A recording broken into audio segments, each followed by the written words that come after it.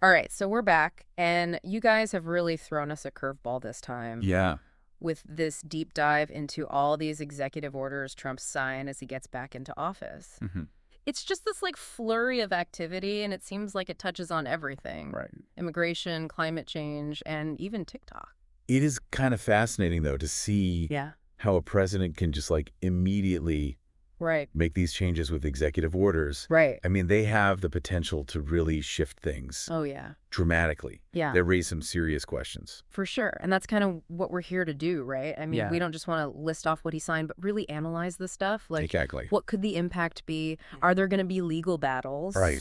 What are the ripple Yeah, effects? what's this? Tell us about where things are going. Exactly. And I think it's fair to say we should probably just start with immigration. Yeah. I mean, just the sheer volume of orders Right. dedicated to it, it's clearly a priority. Yeah. It seems like every other order is about the border or Mm. immigration enforcement or citizenship. Yeah. And there's this one that kind of jumps out right away. Okay. It's that declaration of a national emergency at the border, Oh, right. Yeah. saying that America's sovereignty is under attack. Mm, And this is what lets him bypass Congress right. and try to get those funds, potentially for the wall. Oh, so he's going back to that. Seems like it. Wow. And of course, that strategy's been tried before. Right. And the legal challenges are going to be fierce. Yeah, I can only imagine. And he's not shying away from that campaign promise either. No, he's not. There's another order directing officials to actually start building again. Rally. The Wow. question is, how's he going to pay for it this time? Yeah, that's a good question. All the political battles over funding, I mean, Right. it could be a major roadblock. It definitely could be.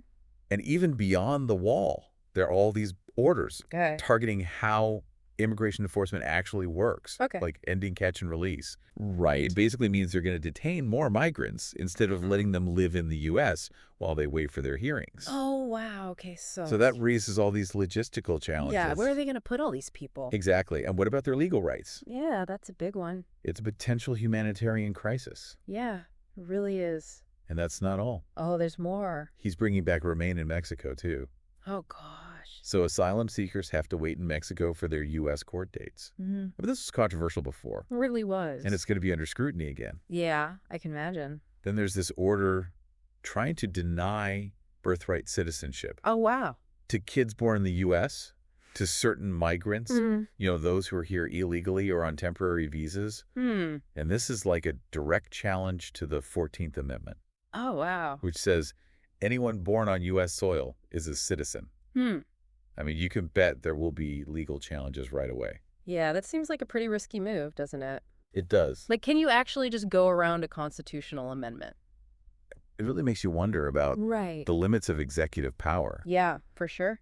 And there's also that order about drug cartels, Oh, right. designating them as terrorist organizations. Like MS-13 and stuff. Exactly. And that could have huge implications, Okay. giving the government more tools to fight them. Right. But then there's also the concern about overreach, Yeah. Are we going to call everything terrorism? right? Are we blurring the lines? That's a good point. It's definitely something to think about. Yeah, it seems like this theme of national security is like Mm. woven throughout all these orders. Really is, especially when you look at climate and energy. Right. This is where you see a huge shift from the last administration. Oh, yeah. It's a complete 180. Right. The contrast is really stark. So one of the first things he did was start pulling the U.S. out of the Paris Agreement Again? again. Wow. Second time he's tried this. And there's that mandatory year-long waiting period. Right. But his intention is clear. Yeah. It's like he's saying, nope, we're not cooperating on climate change. Mm-hmm. And now the U.S. is with this shrinking group Yes. of countries that aren't part of the agreement. So, I mean, what does that mean for the whole global effort to Right. combat climate change? What message are we sending? Exactly. We got to consider these things. Yeah, for sure. And then there's this national energy emergency declaration. Oh, The way he talks about it is really something it is. emphasizing American dominance and independence. Uh-huh. I feel like we're going back to that drill baby drill era. And that rhetoric turns into action Okay. with that order to open up more of Alaska for oil and gas. Oh, wow. And that's a big concern for the environment. Yeah, those ecosystems are fragile. Exactly. What about the indigenous communities? Right. Is this a short-term gain for long-term pain? It's a good question. We have to ask it. And it's like a total reversal from the last administration. Totally. He stopped all those Green New Deal initiatives. All gone. The programs for green jobs, pollution limits, All of it. incentives for renewable energy, just gone. It's a complete 180 on climate and energy policy. Wow. It's like he's saying we're sticking with traditional energy sources, and we're not worried about the climate crisis. Wow. The consequences could be huge, Yeah, they could be. both here and globally. Okay, so speaking of reversals, the World Health Organization is back in the news. This is actually the second time Oh, wow. that Trump's tried to pull the U.S. out of the WHO. Hmm. He's citing concerns about their handling of COVID. Oh, right. I mean, it's a big deal Yeah. to just walk away from a global health organization. Especially now with the pandemic still going on. It makes you wonder about global health initiatives. It really does. Are we retreating from international cooperation on this stuff? It's a good question. It's definitely something to think about. All right, so now let's switch gears a little bit. Now- This might seem a little out there compared to borders and energy, Right. but we got to talk about this diversity and gender stuff. Yeah, this is where things get interesting. It really is. He's got this order that basically redefines gender. What? Yeah. How do you even do that? He's saying the U.S. government will only recognize male and female. So, That seems like it could have yeah, really wide-ranging consequences. absolutely. Especially for transgender people. Exactly. It could affect government communications, Oh, wow. forms, civil rights protections, Yeah. federal funding for programs, even passports. Really? Wow. It's like this order could make transgender people invisible to the federal government. And it's not just about defining gender. No. He's also ordered a shutdown of all the diversity and inclusion programs. Right, the DEI stuff. Yeah, within the whole federal government. Yeah. And these were programs designed to promote diversity in the workforce. Not exactly. So eliminating them could have a big impact Oh, yeah. on federal agencies. It's part of this whole pushback against DEI initiatives.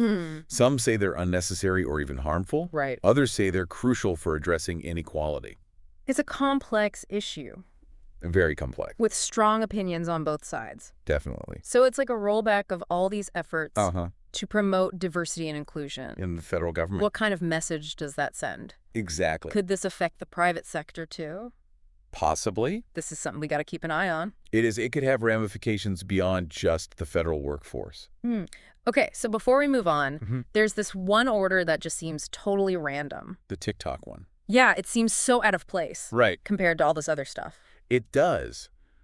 But when you look closer, Yeah. it raises questions about tech and national security Okay. in our world today. Right. So there was this law Okay. to ban TikTok Yeah, I remember that. because of worries about its ties to China and potential data security risks. Right.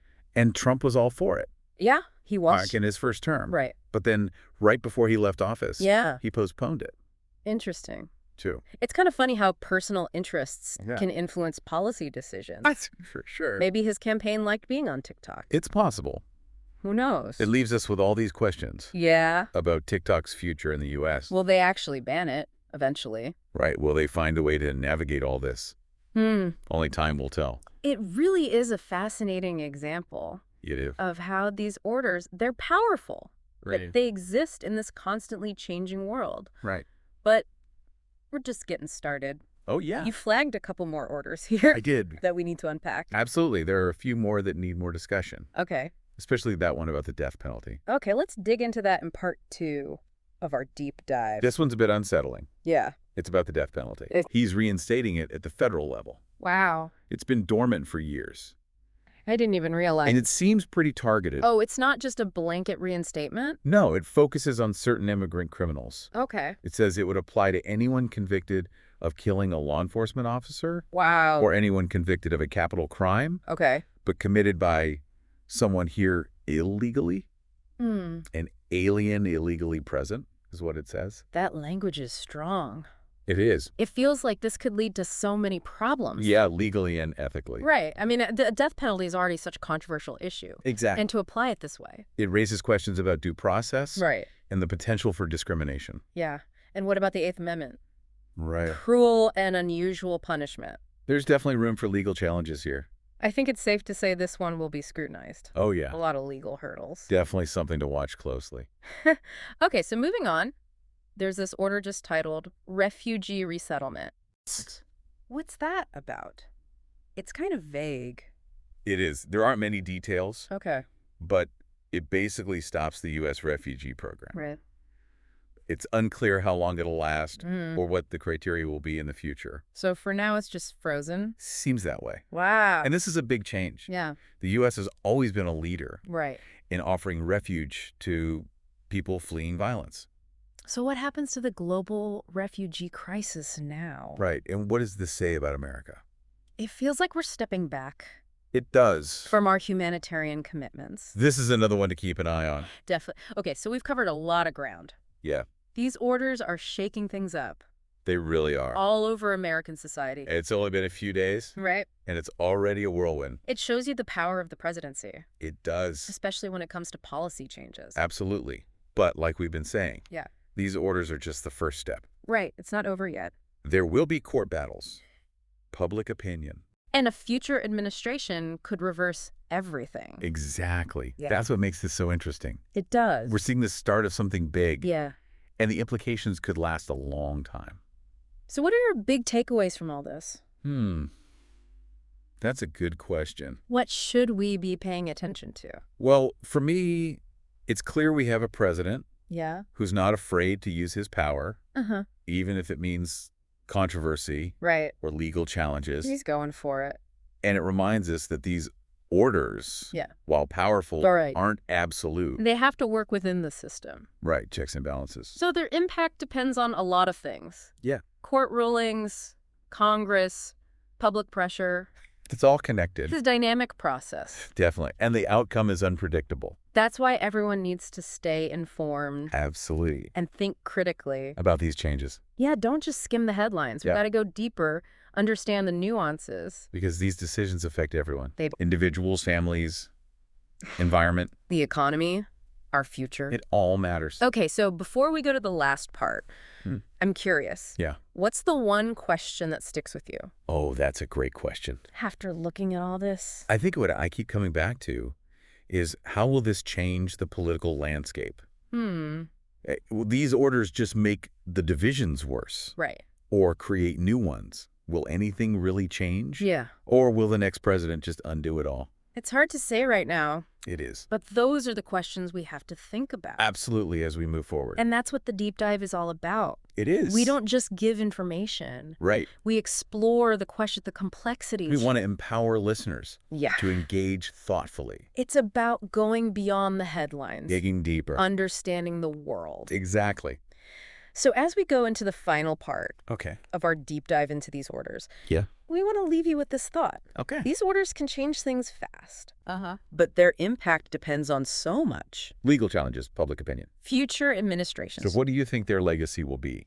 Let's continue this in part 3. It's like we're watching this high-stakes chess game, Yeah. and every executive order is a move. Right? And we're just starting to see the strategy behind it all. That's a good way to put it. Like every move has consequences. Right. Some are obvious. Right. Some are subtle. And you don't see them till later. Exactly. And that's what we got to remember Yeah, with these orders. There's the legal stuff, Right, the immediate impact. but then there's the stuff you don't see, Yeah, the subtler consequences. especially for everyday people. That's what we can't The forget. human element. Yeah, these aren't just policies. Right. They affect people's lives. Families, communities. Think about the asylum seekers Yeah. stuck in Mexico Oh, yeah. because of Remain in Mexico. Or the transgender individuals Mhm. facing all this uncertainty. Their lives are changed Yeah. by these decisions. And it's not just temporary. Right. These impacts can last a long time. Years, even decades. It's kind of scary to think about. It is. We can't get lost Mhm. in the political stuff. We have to remember the human cost. Yeah. Approach this with empathy. Try to understand people's experiences. And ultimately hold our leaders accountable. Absolutely. It's easy to get caught up in all Yeah. the drama. But real people are dealing with this. This is what the deep dive is all about. It is. Helping you make sense of this stuff. The complex issues. Yeah, seeing the connections. What's at stake We want you to engage with this stuff. in a thoughtful way. It's about going beyond the headlines, Digging deeper. understanding the world. Exactly. It's up to all of us to decide Right. what kind of future we want. And work towards it. Yeah, we all have a role to play. We have to ask tough questions. Challenge assumptions, Consider different perspectives. You can't just sit back and watch We got to be active. shape our world. That's the key. So as we wrap up this deep dive, Into these executive orders. we urge you to stay curious. Stay engaged. Stay informed. The more we understand, Yeah. the better equipped we are To deal with all this. and create a better future. That's it for this deep dive. Thanks for listening.